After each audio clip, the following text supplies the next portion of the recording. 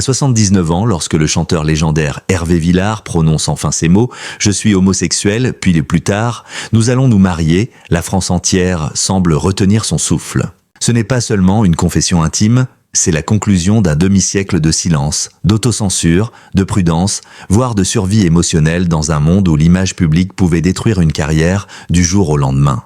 L'annonce arrive au détour d'une interview enregistrée dans un studio discret du quartier de Montparnasse. Hervé Villard, vêtu d'un pull bleu nuit et d'une écharpe légère, s'assied avec une lenteur majestueuse, comme quelqu'un qui a vécu 1000 vies et qui, enfin, s'autorise à respirer. Le journaliste qui lui fait face ne réalise pas encore qu'il est sur le point d'assister à un moment historique, un moment qui dépassera largement les frontières de la chanson française. Pendant des décennies, Villard a été l'icône d'une génération, l'artiste fragile et lumineux dont la voix a accompagné les premiers amours, les ruptures, les regrets, les départs, les étés au bord de la Méditerranée. Capri, c'est fini, n'était pas seulement une chanson. C'était un paysage émotionnel, un parfum, une époque.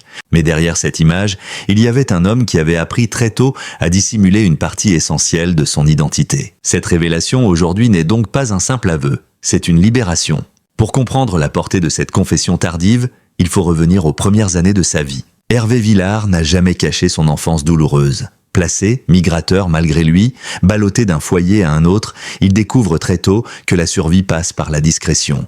Il apprend à parler juste ce qu'il faut, à sourire pour éviter les questions, à cacher ce qui pourrait déranger. Une stratégie qui deviendra au fil des ans une seconde peau. À l'adolescence, alors qu'il réalise ses premiers pas dans la musique, une autre évidence s'impose à lui, son attirance pour les hommes. Mais la France des années 1950 et 1960 n'est pas un pays accueillant pour le jeune garçon qu'il est. Le monde du spectacle, encore moins. Les carrières se brisaient pour un mot, une rumeur, un geste interprété de travers. Un ancien manager se souvenait, il savait qu'il ne devait rien laisser transparaître. À l'époque, être homosexuel, c'était signer son arrêt de mort professionnel. Alors, Hervé Villard se construit une forteresse intérieure. Il maîtrise son image, ses gestes, son discours. Il devient ce chanteur romantique que des millions de femmes adorent, tout en sachant que ce rôle public ne correspond qu'à une moitié de lui-même. Et ce décalage entre l'image et l'intime, entre le costume et le cœur, l'accompagnera pendant plus de 50 ans à... Il est facile aujourd'hui d'oublier que des artistes comme Villard n'avaient pas le droit de dire qui ils étaient de vraiment. La société, la presse, les producteurs, tout exigeait d'eux l'illusion d'une hétérosexualité normative. Hervé Villard, comme beaucoup d'autres, vit donc dans une sorte de couloir étroit où chaque pas doit être calculé. Il refuse le mariage, refuse les romances arrangées, refuse les mises en scène sentimentales destinées à rassurer le public. Chaque refus intrigue, alimente les rumeurs. Mais il tient bon. Parce que la musique le protège, parce que la scène devient son refuge, parce que ses chansons racontent ce qu'il ne peut pas dire autrement. Des proches affirment qu'il a longtemps hésité à faire son coming out dans les années 1990, puis à nouveau dans les années 2000 quand la société commençait à changer. Mais quelque chose l'en empêchait toujours. La peur de trahir son public, de trahir son histoire, ou peut-être de s'exposer sans filet. Il raconte dans l'interview: j'ai vécu très longtemps en me disant que mon bonheur devait être discret. Je pensais que c'était la condition pour être aimé. Ces mots, prononcés d'une voix tremblante, résument une génération entière d'artistes contraints à la prudence. C'est il y a quelques années qu'un événement bouleverse sa vie, une rencontre. Il ne révèle pas immédiatement l'identité de l'homme qui partage désormais son quotidien. Par respect pour la vie privée, explique-t-il. Mais il parle de lui avec une douceur qui ne laisse aucun doute sur la solidité du lien qui les unit. C'est quelqu'un qui m'a appris que je pouvais encore être surpris, encore rire, encore aimer sans me cacher. L'homme en question, de plusieurs décennies plus jeune, est décrit comme calme, discret, cultivé, profondément attentionné. C'est lui qui aurait encouragé Hervé Villard à faire la paix avec son passé, à regarder sa vie avec bienveillance, et surtout à envisager un avenir différent de celui qu'il avait imaginé. Un avenir où l'amour ne serait plus un secret. Peu à peu, l'idée du mariage s'impose. Un geste symbolique, un acte réparateur, un moyen de dire, enfin, au monde, voilà qui je suis, voilà qui nous sommes. La décision de rendre publique cette vérité n'a pas été prise du jour au lendemain. Il raconte qu'il a écrit, puis déchiré plusieurs lettres, rédigé des brouillons d'interviews jamais diffusés, enregistré des messages qu'il n'a jamais envoyés. Ce n'est qu'en se rapprochant de ses 80 ans qu'il comprend qu'il n'a plus rien à perdre, mais tout à transmettre. Il confie « Je ne voulais plus partir avec ce secret ». Un secret qui n'en est plus un pour ceux qui m'aiment vraiment. Et c'est là que l'émotion atteint son sommet. Parce que cet aveu n'est pas seulement un acte courageux, c'est une forme d'héritage moral, presque un cadeau pour les générations futures. Un message qui dit « N'attendez pas aussi longtemps que moi pour être heureux ». Lorsque l'interview est rendue publique, l'impact est immédiat. Les réseaux sociaux s'enflamment, les plateaux de télévision interrompent leur programmation, les radios diffusent de ces chansons en hommage à ce moment historique. Les messages de soutien affluent, de collègues, de chanteurs, d'acteurs, mais aussi de milliers d'anonymes. L'un d'eux écrit « Hervé, on t'aime depuis toujours. Aujourd'hui, on t'aime encore plus. » La France découvre alors un artiste vulnérable, lumineux, sincère. Un homme qui, malgré les années, conserve cette sensibilité rare qui a fait sa force. Si la révélation publique d'Hervé Villard a bouleversé le public, l'histoire intime qui l'a précédée est encore plus étonnante, douce, presque cinématographique. Pendant des décennies, le chanteur avait vécu dans une prudente solitude sentimentale. Entouré, admiré, choyé par ses fans, mais profondément seul lorsqu'il s'agissait d'amour véritable. L'idée d'une relation durable, stable, assumée, semblait appartenir à un monde auquel il n'avait jamais eu accès. Et pourtant, c'est au cours d'un dîner privé, organisé par une amie commune dans un appartement parisien feutré, que tout commence. La scène ressemble à un passage de roman. Une lumière tamisée, quelques convives choisis, un fond de musique des années 70, des éclats de rire qui vibrent sous les moulures. Hervé arrive en retard comme souvent, s'excuse avec ce charme un peu désuet qui lui est propre, embrasse l'hôtesse, salue les invités. Il ne sait pas encore qu'une vie nouvelle l'attend au bout de la table. Assis près de la fenêtre, un homme beaucoup plus jeune discute avec un petit groupe. Il est calme, posé, souriant. Il ne reconnaît pas immédiatement le chanteur, un détail rare, presque incongru, et lorsque leurs regards se croisent, il lui adresse un simple « bonsoir », sans cette étincelle de fascination que tant de gens projettent sur l'artiste. Ce salut neutre, dépouillé de toute attente, surprend Hervé. Pour la première fois depuis longtemps, il ne se sent pas observé comme un mythe vivant, mais perçu simplement comme un homme. Les conversations évoluent, les groupes se déplacent. Peu à peu, les deux hommes se rapprochent. Un échange commence, d'abord banal, presque timide. Puis, quelque chose se passe. Une connexion lente, profonde, indéfinissable. La soirée entière, pourtant animée, semble se dissoudre autour d'eux. Hervé confiera plus tard. Ce soir-là, il m'a parlé sans savoir qui j'étais vraiment. Alors il m'a mis à nu d'une certaine façon. J'ai senti que je pouvais exister autrement que comme un chanteur. Cette rencontre, aussi simple qu'un verre partagé entre inconnus, deviendra le début d'un bouleversement intime. Dans les mois qui suivent, la relation se construit loin des projecteurs. Hervé, habitué à se méfier de tout, avance prudemment. L'autre homme, appelons-le elle, respecte son rythme. Il ne pose pas de questions intrusives, ne cherche pas à forcer les confidences. Il apprend à connaître l'homme derrière la voix, derrière les décennies de notoriété. Elle est cultivée, passionnée d'histoire, de littérature, de cinéma d'auteur. Il propose des promenades au jardin du Luxembourg, des expositions dans des galeries peu connues, des dîners dans des restaurants discrets où personne ne reconnaît le chanteur. Pour la première fois, Hervé découvre ce que signifie la simplicité d'une vie amoureuse, un café partagé sans crainte d'être photographié. Une marche main dans la main lorsqu'ils sont à l'étranger, loin des regards. Une soirée à écouter des vinyles, non pas pour travailler, mais pour le plaisir. Un proche témoignera plus tard. On le voyait changer. Il était plus léger, plus lumineux, comme si on avait ouvert une fenêtre dans sa vie. Hervé, longtemps prisonnier d'une image publique exigeante, sent qu'il peut être fragile sans se sentir menacé. Il peut être amoureux sans se sentir en danger. Il peut parler de ses peurs, de sa solitude, de ses regrets, sans être mis en scène. C'est un changement immense, presque déroutant pour lui. Elle comprend rapidement qu'Hervé porte en lui des blessures anciennes. L'enfance marquée par l'abandon, la jeunesse passée à survivre dans les foyers, l'apprentissage précoce de la prudence.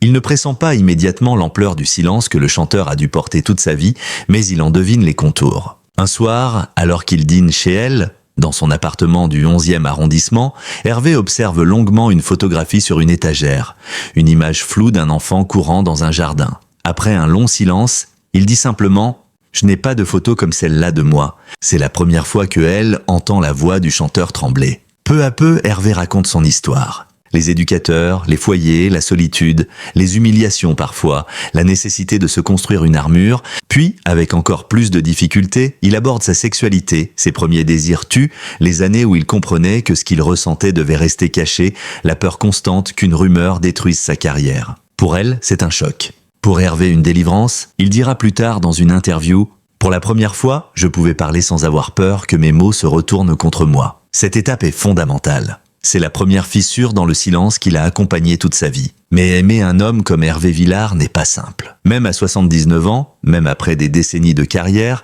sa notoriété reste immense. Il suffit qu'il sorte acheter du pain à Paris pour que quelqu'un l'arrête, lui parle de Capri, lui demande une photo, un autographe. Elle, lui, est un homme discret, presque anonyme.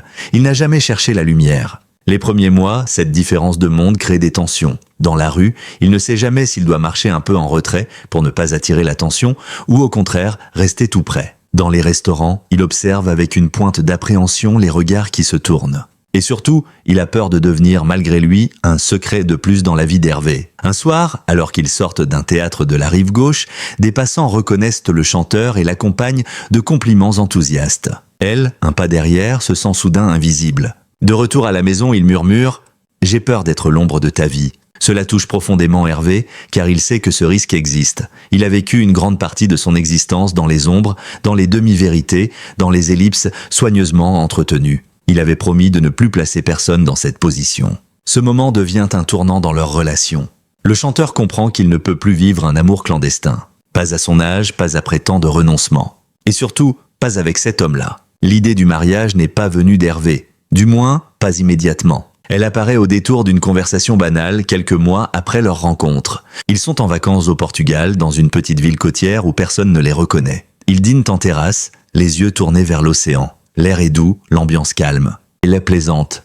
À nos âges, on devrait peut-être officialiser les choses, non? Hervé éclate de rire. À nos âges, c'est toi le jeune. C'est moi qui risque de ne pas arriver à l'hôtel. La plaisanterie se perd dans le bruit des vagues, mais quelque chose en lui s'ouvre. L'idée jusque-là impensable prend forme. Pourquoi pas? Pourquoi, après une vie de silence, ne pas choisir un geste de lumière? Pourquoi ne pas offrir à cet homme un signe clair, public, définitif? Le lendemain, sur un coup de tête qui n'est pas dans ses habitudes, il dit à elle « Tu sais, ce que tu as dit hier, l'idée du mariage, ça m'a touché, vraiment. » Elle sourit doucement. « Moi aussi. » Lorsque Hervé Villard décide enfin de rendre publique son homosexualité, et plus encore, son intention de se marier, la nouvelle se propage comme une onde de choc dans toute la France. Ce n'est pas seulement l'aveu tardif d'un homme public, c'est un événement culturel, historique, presque générationnel. Les rédactions interrompent leur programmation, les radios replongent dans ses plus grands succès, la télévision diffuse des portraits rétrospectifs. Sur les réseaux sociaux, des milliers de messages affluent. Certains expriment l'émotion, d'autres la surprise, d'autres encore la reconnaissance. Pour beaucoup, cette confession est perçue comme un acte de courage.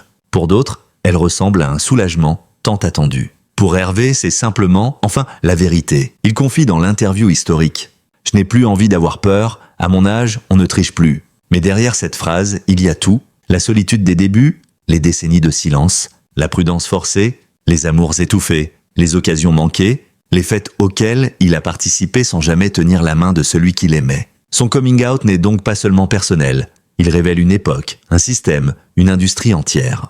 La surprise, c'est l'accueil. Hervé s'attendait à des débats, peut-être à des résistances. Il reçoit au contraire une vague de soutien vertigineuse. Une femme de 72 ans écrit « Vous étiez l'amour de ma jeunesse, mais aujourd'hui je vous aime encore plus, parce que vous êtes vrai. » Un jeune homme de 19 ans confie « Grâce à vous, j'ai eu la force de dire à ma mère que j'étais gay. » Un couple marié depuis 40 ans raconte « Nous avons dansé sur Capri, c'est fini, et c'est beau de vous voir heureux enfin. » Chaque message semble donner à Hervé un souffle supplémentaire. Lui qui avait passé tant d'années à craindre la réaction du public découvre, bouleversé, qu'il n'avait jamais été autant aimé que le jour où il révélait sa vérité. Ses proches témoignent d'un changement visible. Plus apaisé, plus souriant, presque rajeuni dans sa façon de se tenir, de parler, de regarder la vie. Pendant que les médias s'emparent de l'annonce, elle, l'homme qui partage désormais sa vie, reste dans l'ombre. Hervé refuse de révéler son identité. Par respect, par prudence, et parce qu'il refuse de transformer leur amour en spectacle. Mais autour d'eux, dans leur cercle intime, les choses changent. Les amis du chanteur rencontrent peu à peu cet homme discret, cultivé, étonnamment calme face au tourbillon médiatique. Il n'aime ni les photos, ni les caméras, ni les réseaux sociaux, mais il accepte que la lumière touche indirectement sa vie, tant que l'amour reste au cœur de tout. Un ami proche raconte « Elle a été un roc. Il n'a jamais été impressionné par la célébrité d'Hervé, ni par la tempête qui a suivi l'annonce. C'est ce qui donne à leur relation une force incroyable. » Et Hervé le confirme lui-même. « C'est la première fois que je suis aimé pour ce que je suis et non pour ce que je représente. » Cette phrase résume tout.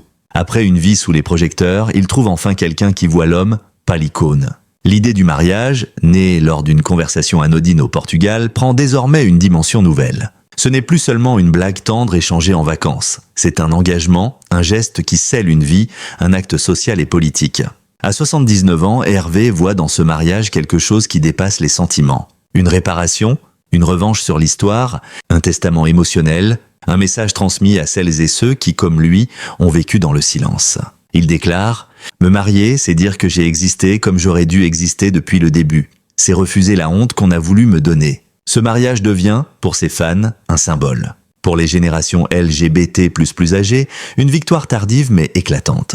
Pour les plus jeunes, un rappel puissant, il n'est jamais trop tard pour vivre sa vérité. Contrairement à ce que la presse imagine, il n'y aura pas de grand mariage spectaculaire. Hervé déteste la démesure lorsqu'elle concerne sa vie privée. Il choisit une cérémonie simple, intime, presque secrète, entourée de quelques amis proches, loin des caméras. Les préparatifs se font à petits pas. Un costume élégant mais discret, des alliances, choisies non pour leur prix, mais pour leur symbolique, un lieu calme, peut-être un salon privé d'une mairie parisienne, un repas chaleureux dans un petit restaurant. Pendant ces préparatifs, Hervé vit des émotions contrastées. Il est heureux évidemment, mais il est aussi envahi par une mélancolie profonde. Dans le silence de ces soirées, il pense aux hommes qu'il aurait pu aimer, mais qu'il n'a jamais osé approcher. Aux occasions perdues, aux années où il a joué un rôle, aux nuits où il s'est couché seul en sachant que tout aurait pu être différent. Il confie à elle. « Je ne veux pas que tu croies que je regrette, mais parfois, j'aurais aimé m'aimer moi-même plus tôt. » Lui répond calmement « Ce qui compte, c'est que maintenant, tu n'es plus seul. » Hervé n'a pas d'enfant. Il a toujours expliqué que la vie qu'il menait ne le lui permettait pas. Mais il a une famille choisie. Des proches, des musiciens, des amis de longue date. Certains l'accompagnent depuis plus de 40 ans. Au fil des semaines, cette famille recomposée découvre elle. Elle s'attache à lui. Elle voit l'effet bénéfique qu'il a sur le chanteur. Une amie raconte « Je ne l'avais jamais vu aussi calme, on sent qu'il est enfin chez lui, dans sa propre vie. » Pour Hervé, cette reconnaissance est essentielle. Elle lui donne la certitude qu'il n'est pas en train de créer une rupture, mais une continuité, une évolution naturelle de son histoire. Plus les jours avancent vers le mariage, plus Hervé réfléchit à ce qu'il laisse derrière lui. Non pas matériellement, sa carrière, ses chansons, ses archives, mais émotionnellement. Il réalise que son coming out tardif peut devenir un message, une force, une consolation pour des milliers de personnes qui, comme lui, ont dû taire ce qu'elles étaient pour survivre. Il dit « Si j'avais eu un homme comme elle, à 30 ans, ma vie aurait été différente. Mais je peux au moins dire aux autres, n'attendez pas. » Cette réflexion devient le cœur de son héritage moral. Il veut que son dernier chapitre soit lumineux, que sa vérité inspire, que son bonheur ne soit pas une exception, mais une possibilité pour tous. Lorsque l'on referme cette histoire bouleversante, celle d'Hervé Villard qui, à 79 ans, choisit enfin de vivre sa vérité au grand jour, il est difficile de ne pas ressentir une profonde admiration. Ce n'est pas simplement l'histoire d'un chanteur populaire, ni même celle d'un homme public qui traverse les décennies avec talent. C'est le récit d'un être humain qui a attendu presque toute une vie pour s'autoriser à être lui-même. Dans un monde où tant de voix s'éteignent par peur du jugement, où tant de gens avancent masqués, où tant de sentiments restent prisonniers du silence, voir un homme de son âge briser cette muraille intérieure représente un acte d'une puissance rare. Un acte qui touche, qui émeut, qui inspire. Il faut imaginer le poids de ces années, les succès, les tournées, les studios d'enregistrement, les interviews, la foule qui chante Capri, c'est fini à plein poumon. Et lui, au milieu de cette marée d'amour public, portant en secret une autre histoire, plus intime, plus fragile, qu'il n'avait jamais osé raconter. Aujourd'hui, il pose ce secret au sol comme on dépose un fardeau trop lourd, et soudain sa vie s'illumine d'une clarté nouvelle. Le soleil ne change pas, c'est lui qui enfin s'y expose. Une victoire personnelle, mais aussi collective. Ce coming out tardif est bien plus qu'une confession sentimentale. Il représente une victoire culturelle, une démonstration que la dignité, la vérité et la liberté n'ont pas d'âge, qu'il n'est jamais trop tard pour s'aimer, qu'il n'est jamais trop tard pour aimer, qu'il n'est jamais trop tard pour dire « voilà qui je suis, acceptez-moi » ou passez votre chemin. Pour tous ceux et celles qui ont vécu dans la retenue, la peur ou l'invisibilité, l'histoire d'Hervé résonne comme un signal d'espoir. Elle dit qu'aucune vie n'est trop avancée pour se transformer. Que même après les blessures, les regrets, les années perdues, il reste toujours un espace où la vérité peut fleurir. Son bonheur n'efface pas son passé, mais il le répare. Il ne corrige pas ce qui a été, mais il donne un sens à ce qui sera. Et surtout, il montre quelque chose de fondamental. Le courage d'être soi-même n'est jamais hors de portée. Imaginez cet homme, à quelques pas de ses 80 ans, Préparer un mariage, non pas pour satisfaire un public, non pas pour construire une image, mais simplement pour sceller l'amour d'une vie, c'est imaginer quelqu'un qui choisit la lumière après une longue route dans l'ombre. Ce n'est pas un caprice, ce n'est pas un geste marketing, ce n'est pas une stratégie. C'est la preuve qu'un cœur humain reste capable d'évoluer, de s'ouvrir, de s'offrir, même après des décennies de prudence. Sa démarche dit quelque chose de magnifique. Il n'est jamais trop tard pour se donner la chance d'être heureux. Et c'est peut-être pour cela que son histoire touche aussi profondément le public, parce qu'elle nous renvoie à nos propres attentes, nos propres secrets, nos propres renoncements. Elle nous invite à réfléchir à ce que nous n'avons pas encore osé faire, dire ou devenir. Hervé, sans le vouloir, rappelle que nous ne sommes jamais terminés. Tant que la vie continue, nous pouvons encore écrire de nouveaux chapitres. Merci pour votre lecture. Si vous êtes arrivé jusqu'ici, c'est que vous avez ressenti, d'une manière ou d'une autre, l'émotion particulière de cette histoire. Merci pour votre temps, votre attention, votre sensibilité. Merci de faire vivre ce travail journalistique qui vise à comprendre, à décoder, à raconter l'humain dans toute sa complexité. Mon objectif n'est pas seulement de transmettre des faits, mais de vous accompagner dans une expérience, celle de traverser une vie, de comprendre un destin, d'entrer dans un cœur humain et de le ressentir battre. Pour continuer à découvrir des histoires fortes, vraies, humaines, racontées avec passion et précision, je vous invite à soutenir ce travail de la manière la plus simple et la plus précieuse. 1. Abonnez-vous à la chaîne. Un abonnement, c'est un geste gratuit, un soutien direct au contenu narratif de qualité, un moyen de recevoir toutes les prochaines enquêtes, biographies et récits exclusifs, une manière d'encourager un journalisme qui met l'accent sur l'humain plutôt que sur le sensationnel creux. Chaque nouvel abonné donne plus de force au projet et permet de continuer à raconter des histoires qui comptent.